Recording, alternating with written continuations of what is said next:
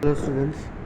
Previous video में हम partnership और पार्टनरशिप के फीचर्स जो हैं वो हम प्रीवियस वीडियो में देख के आ चुके हैं। आज की वीडियो में जो हम पढ़ने वाले हैं वो है टाइप्स ऑफ पार्टनर्स जो होते हैं वो कितने तरीके के होते हैं। इसको समझाने से पहले मैं आपको एक बात बताने वाला चाहता हूँ कि हमने पार्टनरशिप में एक लाइन पढ़ी थी।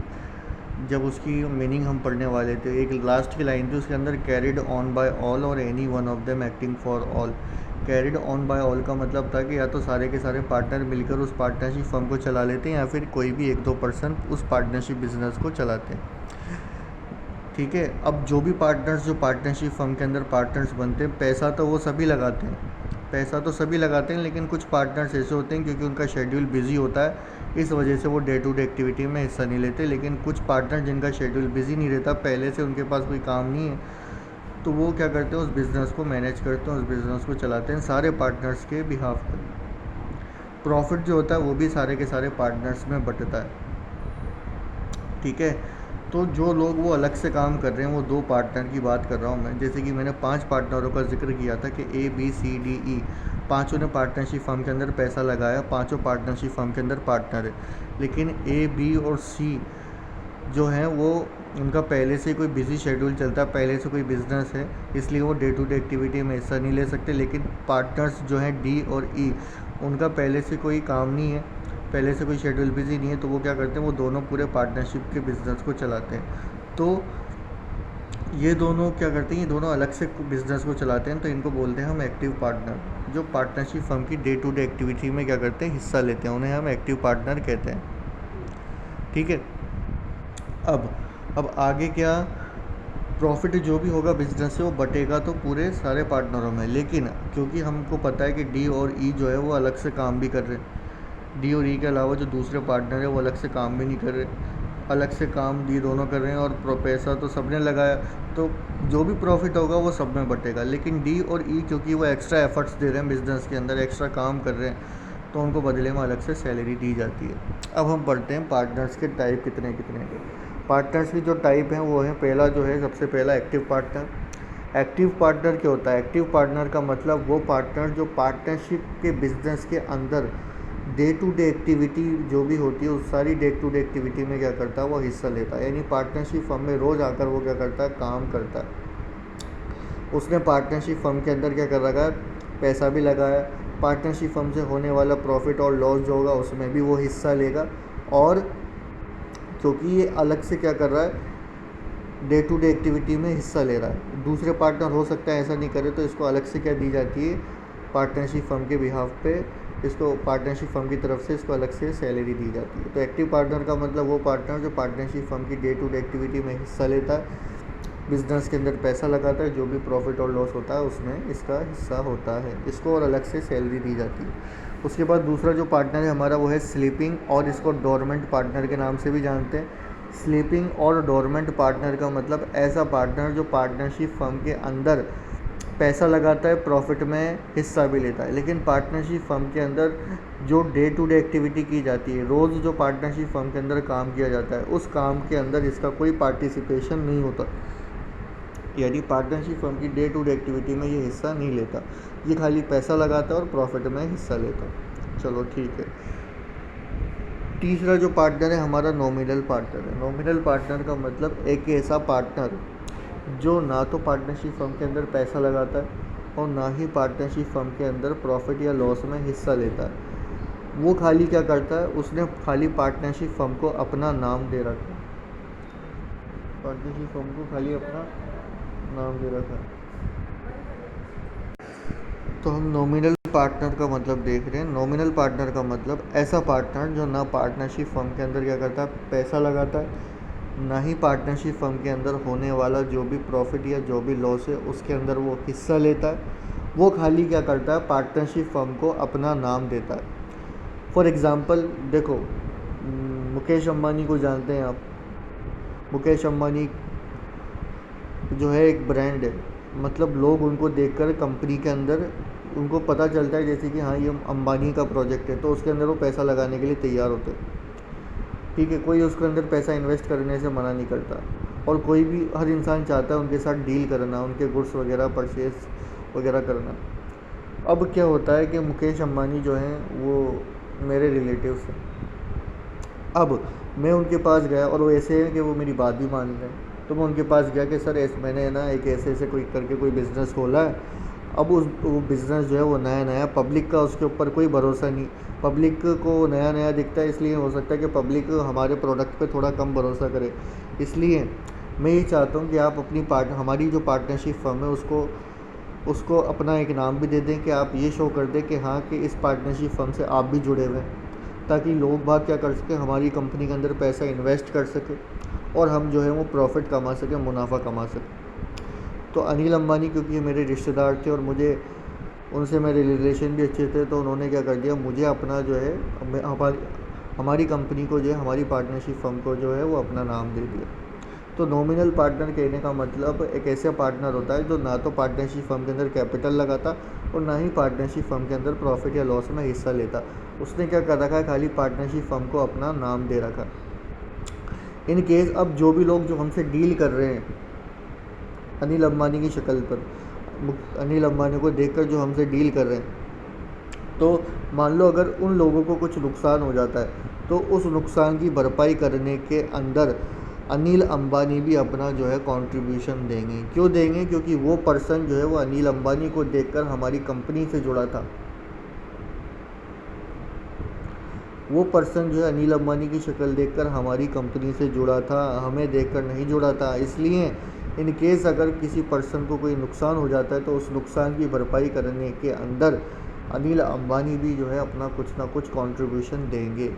ठीक, ये होता है हमारा नॉमिनल पार्टनर। उसके बाद है हमारा 4th नंबर का जो पार्टनर है वो है पार्टनर्स बाय एस्टॉपल और holding out. Partners bye estoppel और होल्डिंग आउट का मतलब एक ऐसा पार्टनर जो पार्टनरशिप फर्म के अंदर पार्टनर नहीं होता, लेकिन अपने आप को ऐसे शो करता है, ऐसे दिखाता है कि वो पार्टनरशिप फर्म के अंदर क्या है, पार्टनर है। ठीक है, वापस देखते हैं होल्डिंग और एस्टॉपल। इसका मतलब क्या होते हैं कि ऐसे पार्टनर जो पार्टनरशिप फर्म के अंदर पार्टनर नहीं होते, ऐसा इंसान जो न पार्टनरशिप फर्म के अंदर पार्टनर नहीं है लेकिन अपने आप को ऐसे शो कर रहा है कि मैं इस पार्टनरशिप फर्म के अंदर क्या हूँ, पार्टनर हूँ। किसको शो कर रहा है? दूसरे लोगों को शो कर रहा है ऐसा कि मैं भी इस बिज़नेस के अंदर एक पार्टनर हूँ। और उन दूसरे लोगों से क्या करता है, वो कुछ धोखाधड़ी करके कुछ पैसा वगैरह उनसे हथिया लेता है या पैसा वगैरह उनसे ले लेता है या कुछ बेनिफिट उठा लेता है उन लोगों से। तो ऐसी सिचुएशन में उन लोगों को जो भी नुकसान होगा तो उस नुकसान की भरपाई कौन करेगा? वही पार्टनर करेगा जिसने धोखाधड़ी कर कर उनसे पैसा लिया है। मतलब उस पार्टनरशिप फर्म के जो असली पार्टनर है उनका कोई रोल इसके अंदर नहीं होगा। क्यों? क्योंकि ना तो वो उनसे मिले, ना ही उनको कोई देखा, ना ही उनको कोई पैसा मिला उस पर्सन से। ठीक है, तो पार्टनर बाय एस्टॉपल और होल्डिंग आउट का मतलब ऐसा पार्टनर जो पार्टनरशिप फर्म के अंदर पार्टनर नहीं होता लेकिन वो अपने आप को ऐसे प्रेजेंट करता है कि वो पार्टनरशिप फर्म के अंदर पार्टनर है और दूसरे लोगों से वो कुछ बेनिफिट उठा लेता है इस आधार पर। अब दूसरे लोगों को कोई भी नुकसान हुआ तो उसके लिए ये होल्डिंग पार्टनर लायबल होगा, असली पार्टनर जो है वो लायबल नहीं होंगे। उसके बाद अगला जो है वो है हमारा partners in profit only. Partner in profit only का मतलब ये ऐसे पार्टनर है जो पार्टनरशिप फर्म के अंदर होने वाले प्रॉफिट के अंदर ही हिस्सा लेंगे, लॉस के अंदर ये हिस्सा नहीं लेंगे। प्रॉफिट होगा तभी ये पार्टिसिपेट करेंगे, लॉस के अंदर इनका कोई कंट्रीब्यूशन नहीं है। क्या हम ऐसे पार्टनर को पार्टनर बना सकते हैं जो खाली मुनाफे के लिए तो आ रहा है लेकिन नुकसान के लिए आगे आ ही नहीं रहा? तो ऐसी सिचुएशन में पार्टनर्स चाहें तो जब सारे के सारे पार्टनर्स तैयार हो जाएं ऐसा पार्टनर बनाने के लिए तभी वो ऐसा पार्टनर बन सकता है, अदरवाइज़ नहीं बन सकता। उसके बाद अगला जो पार्टनर है माइनर पार्टनर। माइनर का मतलब ऐसा इंसान जिसकी उम्र जो है वो 18 साल से कम है। अब हमने देखा है कि ऐसा शख्स जिसकी उम्र 18 साल से कम हो वो किसी तरीके का कोई कॉन्ट्रेक्चुअल एग्रीमेंट वगैरह नहीं कर सकता, क्योंकि पार्टनरशिप हमने देखा है कि एक एग्रीमेंट होता है। तो ऐसा पार्टनर जिसकी उम्र 18 साल से कम है तो वो पार्टनरशिप फर्म के अंदर क्या नहीं हो सकता? वैसे तो पार्टनर नहीं हो सकता, नहीं बना सकते आप किसी भी ऐसे इंसान को जिसकी उम्र 18 साल से कम है, उसको आप पार्टनर नहीं बना सकते। लेकिन पार्टनरशिप का जो सेक्शन है, सेक्शन 30 पार्टनरशिप एक्ट का, उसने इजाज़त दे रखी कि आप चाहें तो एक माइनर जो है उसको आप पार्टनर बना सकते हैं। लेकिन आप उसको पार्टनर बनाएंगे, लेकिन पार्टनर किसके लिए बनाएंगे? खाली आप बेनिफिट के लिए उसको पार्टनर बना सकते हो। मतलब खाली उसको प्रॉफिट के लिए पार्टनर बना सकते हो, लॉस के लिए आप उसको पार्टनर नहीं बना सकते। और जब कोई पार्टनरशिप फर्म माइनर को पार्टनर बनाना चाहती है तो उसको क्या करना पड़ेगा कि जितने भी पार्टनर्स हैं उन सभी पार्टनर्स की उसको पहले कंसेंट लेनी पड़ेगी, पहले उन सभी पार्टनर की उसको इजाज़त लेनी पड़ेगी। जब वो सारे के सारे पार्टनर अपनी कंसेंट दे देंगे तब जाकर आप ऐसे पार्टनर को जो है पार्टनर बना सकते हो। ठीक है, उसके बाद अगला जो टॉपिक है हमारा वो है हमारा पार्टनरशिप डीड। पार्टनरशिप डीड क्या होती है? पार्टनरशिप डीड बेसिकली एक एग्रीमेंट होती है। पार्टनरशिप डीड क्या होता है? पार्टनरशिप डीड बेसिकली एक एग्रीमेंट होता है और उस एग्रीमेंट के अंदर क्या होता है, पार्टनरशिप डीड से रिलेटेड सारी की सारी टर्म्स और कंडीशंस होती है। एग्रीमेंट के अंदर आप तो जानते ही, अगर हम कोई सा भी एग्रीमेंट करते हैं तो उस एग्रीमेंट के अंदर हम क्या करते हैं, उस एग्रीमेंट के अंदर क्या करते हैं, दोनों ही पार्टी कुछ ना कुछ अपनी शर्तें वगैरह रखती हैं। तो पार्टनरशिप भी क्या है? पार्टनरशिप भी एक एग्रीमेंट, पार्टनरशिप डीड क्या है? पार्टनरशिप डीड भी एक एग्रीमेंट है जिसके अंदर पार्टनरशिप बिजनेस से रिलेटेड सारी की सारी जो टर्म्स और कंडीशंस होती हैं वो टर्म्स और कंडीशंस उस एग्रीमेंट के अंदर लिखी हुई रहती हैं। ठीक है, अब इसके बाद अगला जो पॉइंट है वो लिखा हुआ है important content of partnership deed और एग्रीमेंट के। पार्टनरशिप डीड के इंपॉर्टेंट कंटेंट बताओ कि पार्टनरशिप डीड के अंदर क्या क्या बातें जो हैं वो लिखी हुई होती हैं।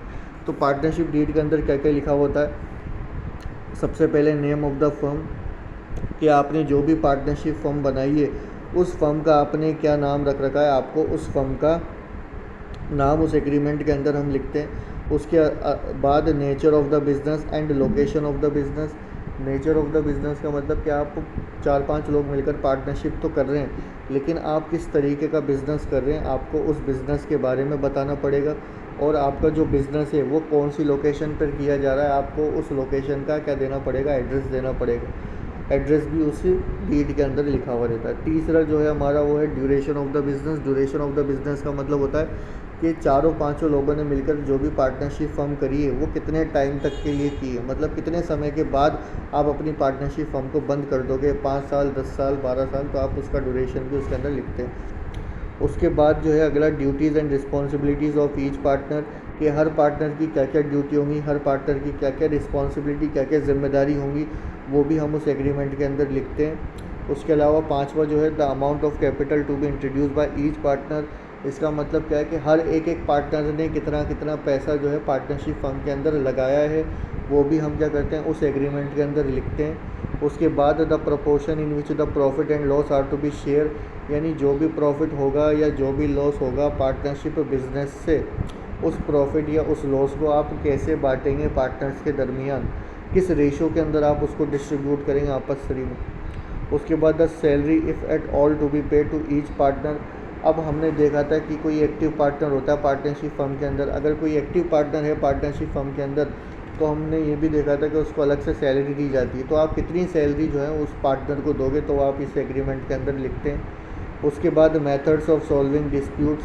मेथड्स ऑफ सॉल्विंग डिस्प्यूट का मतलब मान लो अगर किसी पार्टनर में कोई लड़ाई झगड़े हो जाते हैं आगे चलकर, तो उन लड़ाई झगड़ों को कैसे सुलझाया जाएगा, किसकी मदद ली जाएगी, कोर्ट में जाओगे या किसी थर्ड पर्सन की मदद लोगे उस लड़ाई झगड़े को सुलझाने के लिए, तो हम यहाँ पर डिस्प्यूट्स को सॉल्व करने का मेथड भी लिखते हैं। उसके बाद rate of interest allowed on partners capital.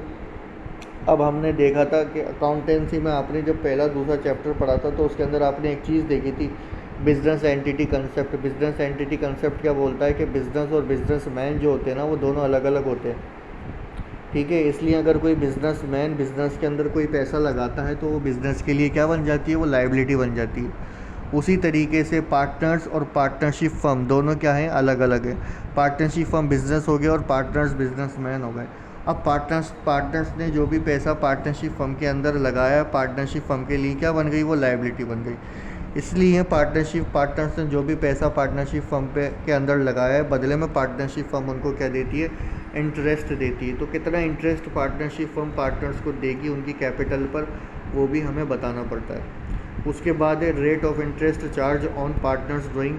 अब ड्राइंग्स क्या होती है, ड्राइंग्स का मतलब ये होता है कि अगर आपने पार्टनरशिप फर्म के अंदर कुछ पैसा लगाया है, जब आपने कोई पैसा अपने बिज़नेस के अंदर लगाया है, जब आप बिज़नेस के अंदर से उस पैसे में से जब थोड़ा बहुत पैसा निकाल लेते हैं अपनी पर्सनल यूज़र्स के लिए, अपनी निजी ज़रूरतों को पूरा करने के लिए, तो वो क्या कहलाई जाती है, वो ड्राइंग्स कहलाई जाती है। इसलिए जब पार्टनरशिप फर्म के अंदर पैसा लगाता है तो उसको उस पर इंटरेस्ट दिया जाता है, जिसको हम इंटरेस्ट ऑन कैपिटल कहते हैं। उसी तरीके से जब पार्टनर्स ने पार्टनरशिप फर्म के अंदर कुछ पैसा लगा रखा और उस पैसे में से अगर वो थोड़ा बहुत पैसा निकाल लेता है तो जितना पैसा उसने निकाला उस पैसे के ऊपर उसको क्या देना पड़ता है, ब्याज देना पड़ता है।